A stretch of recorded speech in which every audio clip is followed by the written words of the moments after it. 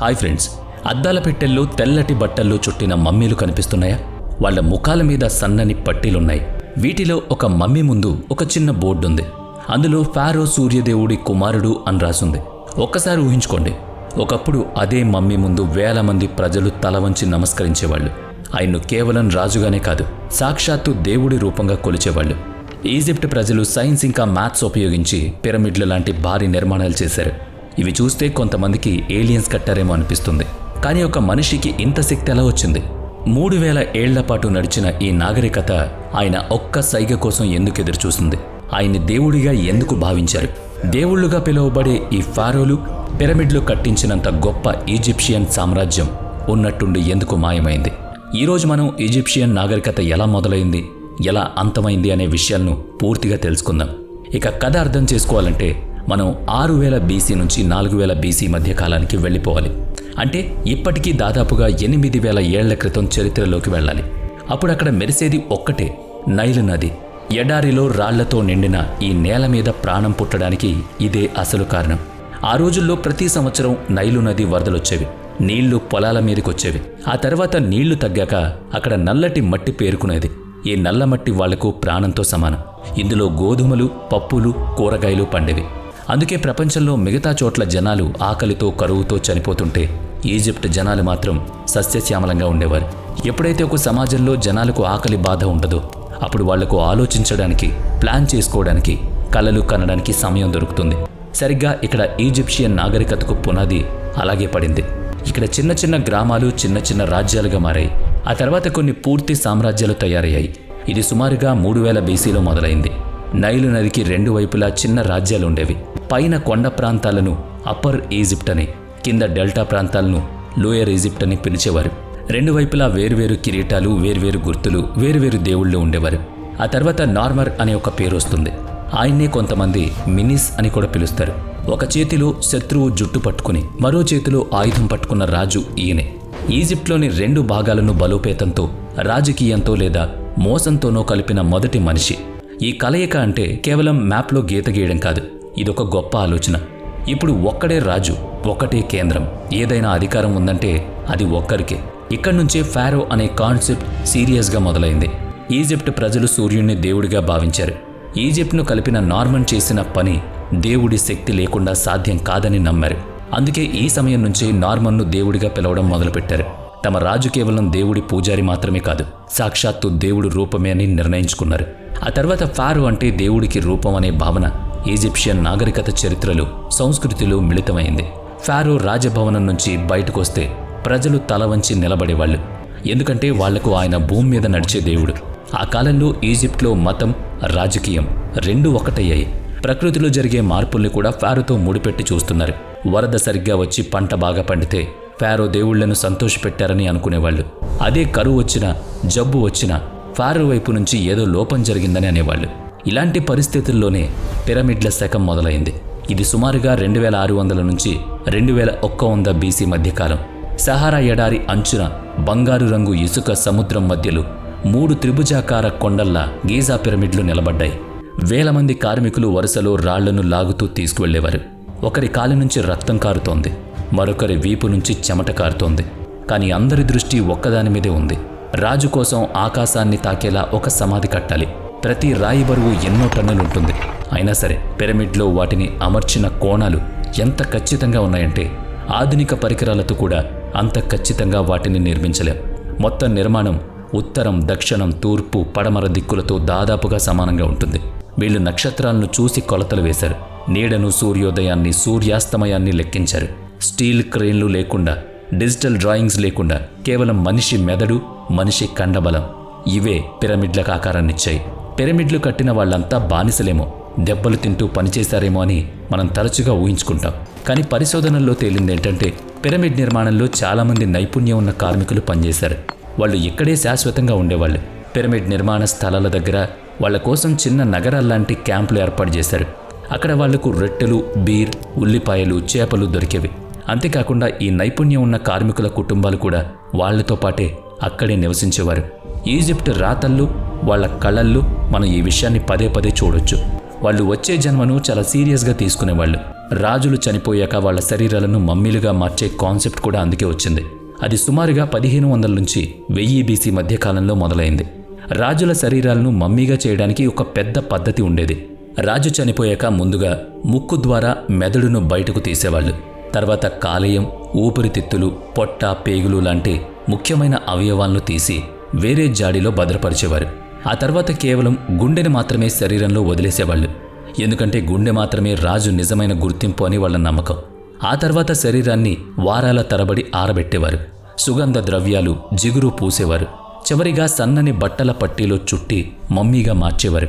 కళ్ళ మీద కృత్రిమ కళ్ళను పెట్టేవారు. ఎందుకంటే వచ్చే జన్మలో ఆ మమ్మీ చూడగలగాలి కదా. దీని తర్వాత ఆ మమ్మీని ఒక లోతైన చల్లని రాతి గడిలో ఉంచేవారు. దానితో పాటు ద్రాక్ష, రొట్టెలు, బీర్, బంగారం, ఆయుధాలు, ఆభరణాలు, చిన్న చిన్న సేవకుల విగ్రహాలు కూడా పెట్టేవారు. గోడల మీద బొమ్మలు వేసేవాళ్ళు. ఆ మమ్మీకి సంబంధించిన రాజు వ్యవసాయం చేస్తున్నట్టు, వేటాడుతున్నట్టు, కుటుంబంతో కూర్చున్నట్టు ఆ బొమ్మలుండేవి. వీటిలో కొన్ని మమ్మీల దగ్గర పెయింటింగ్స్తో పాటు ఒక హెచ్చరిక కూడా రాసుండేది. ఈ సమాధి ప్రశాంతతను భంగపరిచి ఎవరైతే లోపలికొస్తారో వాళ్ల మీద దేవుళ్ల కోపం దిగుతుందని అందులో రాసుండేది. క్లుప్తంగా చెప్పాలంటే వాళ్లకొక శాపం అన్నమాట. ఈ శాపం గురించి మనం ముందు మాట్లాడుకుందాం, ఎందుకంటే ఇదొక ఆసక్తికరమైన కథ. ఇక ఈజిప్ట్ చరిత్ర విషయానికి వస్తే సమయం గడిచే కొద్దీ 2100 బీసీ నాటికి ఈజిప్షియన్ ఓల్డ్ కింగ్డమ్లో పగుళ్లు రావడం మొదలయ్యాయి. కొన్ని సంవత్సరాలు నైల్ నదిలో వరదలు ఆగిపోయాయి. పంటలు పండలేదు. దాంతో దేవుళ్లకు కోపం వచ్చిందని ప్రజలు అనుకున్నారు. దీనివల్ల ఫారో అధికారం తగ్గిపోయింది. పన్నులు వసూలు చేయడం, ఆహారం పండించడం కష్టమైంది. అంతకుముందు ఫారో ఆజ్ఞతో పనిచేసే స్థానిక గవర్నర్లు ఇప్పుడు తమను తాము చిన్న రాజులుగా విభజించుకున్నారు. ప్రతి ఒక్కరూ తమ ప్రాంతంలో కోటలు కట్టుకున్నారు, సొంత సైన్యాన్ని నిర్మించుకున్నారు, తమ కోసం సొంత సమాధులు కట్టుకున్నారు. దీనివల్ల కేంద్ర పాలన దెబ్బతిని ఒకప్పుడు కలిసి ఉన్న ఈజిప్ట్ ముక్కలైంది. ఇది కొన్నాళ్లు అలాగే సాగింది. ఆ తర్వాత 2000 బీసీ సమయం వస్తుంది. చరిత్రకారులు దీన్ని ఫస్ట్ ఇంటర్మీడియట్ పీరియడ్ అని పిలుస్తారు. కరువు, అంతర్యుద్ధాలు, బలహీనమైన రాజకీయ వ్యవస్థ ఆ కాలంలో సర్వసాధారణం అయిపోయాయి.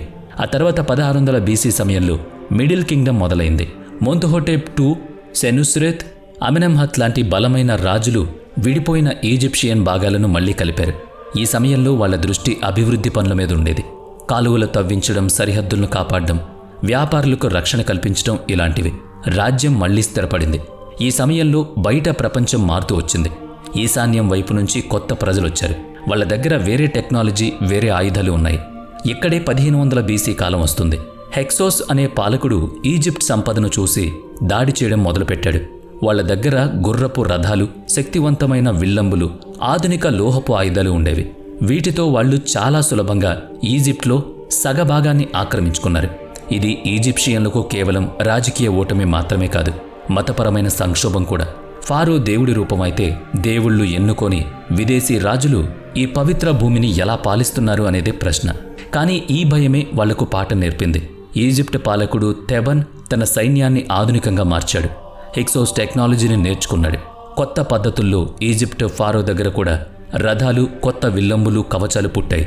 సుదీర్ఘ యుద్ధాల తర్వాత ఈజిప్ట్ నుంచి హెక్సోస్ వంశాన్ని తరిమికొట్టారు. ఇది ప్రతీకారం మరియు పునర్జన్మ రెండూ కలిసిన క్షణం.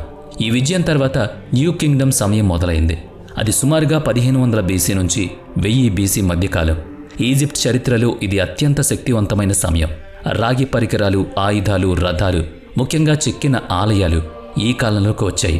హత్షప్సుత్ లాంటి ఫారోలు కొండ లోపల ఆలయాలు కట్టించారు. మెట్లు పైకి వెళ్లేలా నిర్మాణాలు చేశారు. ఈ సమయంలో ఫారోలు వ్యాపారం, శాంతి, ఆలయాల మీద దృష్టి పెట్టారు. కానీ ఆ తర్వాత వచ్చిన కొంతమంది పాలకులు యుద్ధం చేస్తేనే అసలైన గొప్పతనం వస్తుంది అనుకున్నారు. ఉదాహరణకు తుట్మోస్ III లాంటి రాజులు చుట్టుపక్కల చిన్న చిన్న రాజ్యాలను డజన్ల కొద్దీ దండయాత్రలతో ఆక్రమించారు. ప్రతి దండయాత్ర నుంచి బానిసలు, బంగారం, గుర్రాలు వచ్చేవి. ఆ తర్వాత ఫారో అకెనాటెన్ వచ్చాడు. ఆయన కాలంలో ఈజిప్ట్లో ఒక వింత ప్రయోగం జరిగింది. పాత దేవుళ్లను, ఫారోలను పూజించకూడదని, ఇక మీదట ఈజిప్ట్లో కేవలం ఒకే దేవుడు ఉంటాడని, అది తానేనని అకెనాటిన్ నిర్ణయించాడు. అది సుమారుగా 1300 బీసీ నాటి మాట. అకెనాటిన్ ఆజ్ఞతో మిగతా దేవుళ్ల ఆలయాలన్నీ మూతపడ్డాయి. పాత విగ్రహాలు పగలగొట్టబడ్డాయి. ఈజిప్ట్ రాజధానిని అమర్నా అనే కొత్త ప్రాంతానికి మార్చాడు. అవన్నీ చేసినందుకు ప్రజలు ఆయన్ను ద్వేషించేవాళ్లు. కేవలం భయంతోనే ఆయన్ని పూజించేవాళ్లు. అందుకే ఆయన చనిపోయాక తర్వాత వచ్చిన రాజులు ఆయన పేరును రాళ్లు మీద నుంచి కూడా తొలగించారు. ఆయన కట్టించిన విగ్రహాలను పగలగొట్టించారు. న్యూ కింగ్డమ్ చివరి దశలో అంటే సుమారుగా 1200 BC సమయంలో రెండవ ఫారో రామ్సేన్ వచ్చాడు. ఈయన కూడా చాలా వరకు అఖెనాటిన్ లాగే ప్రవర్తించాడు. కానీ రాజ్యం నడపడంలో మాత్రం చాలా తెలివైనోడు. ఆయన కూడా మొదట్లో తన విగ్రహాలు కట్టించుకున్నాడు. ప్రతి చోట తన పేరు రాయించుకున్నాడు. కానీ యుద్ధంలో హైటెట్స్ సైన్యంతో తలపడినప్పుడు అందులో ఎవరూ గెలవలేదు. చివరకు ఇద్దరూ కలిసి ఒక శాంతి ఒప్పందం చేసుకున్నారు. చరిత్రలో లిఖితపూర్వకంగా రాసుకున్న మొదటి శాంతి ఒప్పందం ఇదే. రికార్డుల్లో మాత్రం రామ్సేన్ తనను తాను గొప్ప వీరుడిగా చూపించుకున్నాడు. యుద్ధ భూమిలో అందరినీ ఒక్కడే అడ్డుకున్నట్టు రాయించుకున్నాడు. ఈ సమయంలో ఈజిప్ట్ మతం ఇంకాస్త బలపడింది. బుక్ ఆఫ్ ది డెడ్ లాంటి గ్రంథాలొచ్చాయి. చనిపోయాక ఆత్మ ఏ దారిలో వెళ్ళాలి, ఏ రాక్షసులను ఎదుర్కోవాలి అనేది ఇందులో వివరంగా రాసుంది. ఈజిప్ట్ మరణానంతరం జీవితానికి సంబంధించిన రాతల్లో ఒక ఆసక్తికరమైన విషయం ఉంది. అందులో అమ్మత్ అనే ఒక దేవత ప్రస్తావన ఉంది. ఇది సింహం, మొసలి, నీటి గుర్రం కలయికతో ఉంటుంది. దీని పని చాలా సులభం. ఎవరైతే బ్రతికున్నప్పుడు పాపాలు చేస్తారో వాళ్ళు ఆత్మను ఇది తీసుకువెళుతుంది. అంటే వాళ్ళు శాశ్వతంగా మాయమైపోతారు. వాళ్లకు రెండో అవకాశం ఉండదు. అదే మంచి పనులు చేసిన వాళ్ళు మాత్రం ఫీల్డ్స్ ఆఫ్ రీడ్స్ అనే స్వర్గంలో ప్రశాంతంగా ఉంటారన్నమాట. ఇవన్నీ చూశారు కదా. ఇక నేను ముందే చెప్పినట్టు ఈజిప్షియన్లు తమ ఫారోల మమ్మీలను పాతిపెట్టినప్పుడు వాటిని తాకకూడదని హెచ్చరికలు రాసేవాళ్ళు. ఎవరైతే ఆ సమాధిని కదిలిస్తారో వాళ్లకు దేవుడి శాపం తగులుతుందని నమ్మేవారు. అందుకే వేల ఏళ్ల తర్వాత పురావస్తు శాస్త్రవేత్తలు ఆ సమాధులను తెరిచినప్పుడు ఆ శాపం తమకు తగులుతుందని చాలామంది భయపడ్డారు. 20వ శతాబ్దం టుటన్ ఖామన్ సమాధిని తెరిచినప్పుడు అందులో పనిచేసిన కొంతమంది సభ్యులు అకస్మాత్తుగా చనిపోయారు. దాంతో ఫారోల శాపం నిజమేనని ప్రపంచంలో ప్రచారం జరిగింది. ఇక మనం మళ్ళీ 1080 BC కాలం నాటికి ఈజిప్ట్కు వెళదాం. సమయం గడిచే కొద్దీ న్యూ కింగ్డమ్ వెలుగు తగ్గడం మొదలైంది. పక్క రాజ్యాలు మళ్లీ ఈజిప్ట్ సామ్రాజ్యం మీద దాడులు మొదలుపెట్టాయి. వ్యాపార మార్గాలు దెబ్బతిన్నాయి. ఆర్థిక వ్యవస్థ కుంగిపోయింది. లోపల అవినీతి పెరిగింది. ఆర్థిక పరిస్థితి బలహీనపడింది. పన్నులు వసూళ్లు తగ్గిపోయాయి. దీంతో సైనికులకు జీతాలివ్వడం కూడా కష్టమైంది. ఈ సమయంలో ఈజిప్ట్ ఒక చదరంగం బోర్డులాగా మారింది. ఎప్పుడూ ఒకసారి న్యూబియన్ రాజులు ఉత్తరం వైపు వచ్చి అధికారం తీసుకునేవాళ్లు. ఇంకోసారి అసీరియన్లు నగర ద్వారాలను బదలగొట్టేవాళ్లు. మరోసారి పర్షియన్లు తమ అధికారాన్ని రుద్దేవాళ్లు. గెలిచిన ప్రతి కొత్త రాజు మొదట్లో ఈజిప్షియన్ దేవుళ్లకు గౌరవం ఇచ్చేవారు. ఫారో లాంటి బిరుదులు వాడేవారు. కానీ అసలు అధికారం మాత్రం వాళ్ళ సొంత రాజధానుల్లో ఉండేది. అప్పుడే అలెగ్జాండర్ ది గ్రేట్ వచ్చాడు. పర్షియన్ సామ్రాజ్యాన్ని ఓడించి ఆయన ఈజిప్ట్ వచ్చినప్పుడు ప్రజలు ఆయన్ను ఒక విముక్తి ప్రదాతగా స్వాగతం పలికారు. ఎందుకంటే వాళ్ళు అసహ్యించుకునే పర్షియన్లను ఆయన ఓడించొచ్చాడు కాబట్టి. అలెగ్జాండర్ మెఫిస్లో కిరీటం ధరించాడు. అలెగ్జాండ్రియా నగరాన్ని నిర్మించాడు. ఆ తర్వాత ముందుకు వెళ్ళిపోయాడు. ఆయన చనిపోయాక టోలెమీ అతని కుటుంబం ఈజిప్ట్ను తమ సొంత రాజ్యంగా మార్చుకున్నాయి. అధికారికంగా వాళ్ళు కూడా ఫారోలయ్యారు. అదే జంట కిరీటం, అవే ఆచారాలు, అవే ఆలయాలు. ఈ వంశంలో చివరికి మరియు అత్యంత ప్రసిద్ధ పాలకురాలు క్లియోపాత్రా. ఇక్కడితో మనం ఈజిప్షియన్ నాగరికత చివరి దశకొచ్చాం. సుమారుగా 50 BC సమయం. క్లియోపాత్రాను మనం సినిమాల్లో బంగారు గనుల్లో, వింత దుస్తుల్లో చూసుంటాం. కానీ నిజానికి క్లియోపాత్రా చాలా తెలివైంది. రాజకీయాల్లో చురుకైంది. ఆ సమయంలో రోమన్ రిపబ్లిక్ ఒక పెద్ద సొరచాపల దొరికిన ప్రాంతాన్నల్లా మింగేస్తోంది. ఈజిప్ట్ పూర్తిగా రోమన్ బానిసగా మారిపోకూడదని క్లియోపాత్రా జూలియస్ సీజర్తో మార్క్ ఆంటోనీతో ఒప్పందాలు చేసుకుంది. కానీ యాక్టియం సముద్రం యుద్ధంలో మార్క్ ఆంటోనీ నౌకాదళం యాక్టివియన్ చేతిలో ఓడిపోవడంతో ఆట దాదాపుగా ముగిసింది. ఇప్పుడు తానొక బందీ రాణిలా రోమ్ వీధుల్లో తిరగాల్సి వస్తోంది. ఆ అవమానాన్ని తట్టుకోలేనని క్లియోపాత్రకు అర్థమైంది. అందుకే ఆమె తన ప్రాణాలను తీసుకోవాలని నిర్ణయించుకుంది. ఒక విషపు పాముతో కరిపించుకుని చనిపోయిందని కథలు చెబుతున్నాయి. ఆమె చనిపోయాక 30 BCలో ఈజిప్ట్ అధికారికంగా రోమ్ ప్రాంతంగా మారిపోయింది. నార్మర్, జోసర్, కుఫు, హాచెపుత్, ధోర్మోస్, తుట్మోస్, అఖెనాటిన్, టుటన్ ఖామన్, రామ్సెస్ లాంటి ఫారోలు ఏ సింహాసనం మీదైతే కూర్చున్నారో, ఎవరైతే వేల ఏళ్లపాటు దేవుళ్లుగా కొలిచారో ఆ స్థానం ఇప్పుడు విదేశీ అధికారుల చేతుల్లోకి వెళ్ళిపోయింది. పిరమిడ్లు ఎడారిలో అలాగే నిలబడున్నాయి. కానీ వాటి చుట్టూ రోమన్ సైనికులు కవాత్ చేస్తున్నారు. వాళ్లకు ఇవి పాతకాలపు వింత భవనాలు మాత్రమే. ఇదే ఈజిప్షియన్ నాగరికత ప్రయాణం. ఎదుగుదల, అధికారం, దేవుళ్లుగా మారిన రాజులు, ఆ తర్వాత నెమ్మదిగా పతనం. ఈ కథ మనకు ఒక నిజం చెబుతోంది. ఎప్పుడైతే ఒక వ్యవస్థ తన పాలకులను దేవుళ్లుగా మారుస్తుందో, ప్రశ్నలు అడగడం మానేస్తుందో, మనిషి స్థాయిని దాటి అధికారాన్ని ఇస్తుందో, అప్పుడు ఆ వ్యవస్థ చాలా త్వరగా కుప్పకూరుతుంది. వీడియో నచ్చితే లైక్ చేయండి, షేర్ చేయండి. ఇప్పటి వరకు మన ఛానల్ని సబ్స్క్రైబ్ చేయనట్లయితే ఇప్పుడే సబ్స్క్రైబ్ చేసుకుని పక్కనే ఉన్న బెల్ ఐకాన్పై క్లిక్ చేయండి. నెక్స్ట్ వీడియోలో మళ్ళీ కలుద్దాం. Thanks for watching.